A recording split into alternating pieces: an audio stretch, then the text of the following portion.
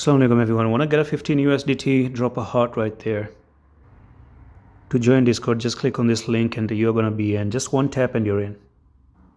Alright, coming back to Jasmy video update today. Okay, so we've got this thing going on the 4-hour time frame that we've been talking about and I've been looking forward to. And this is the triangle that I'm looking actually. So number one, you got one, support there, support here, support there.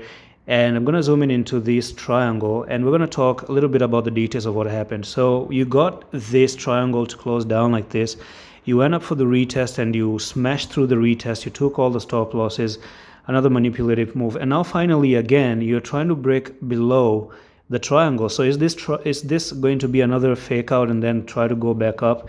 That's something, this has reached the end of it. I mean, you're very, very near, close to know whether the dump is actually going to happen or not. Now the thing is, if the dump is going to happen somehow, this is my target, right? You're looking for this target down here. That's where the triangle target is going to be. The second thing is, I want you to keep an eye.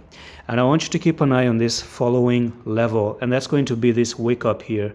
So if somehow you see Jasmy coming up and taking this price level and this wick right over here, and coming down and holding this level and doesn't go below this line right there. Okay, so this is how it's going to be. You must break this and not come below this, if it makes sense.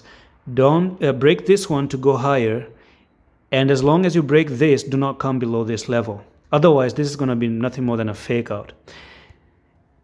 And the technical target, when you break that level and you hold above that level, is back to where the triangle actually started, and that's going to be this one right over here. So at this area, you're going to see technically you're meant to actually go there, as long as you just don't come to this line right over here.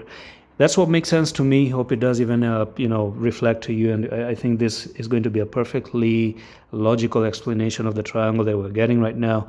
And that's pretty much it for this update. Quick one. I'm going to see you in the next one. Allah Hafiz.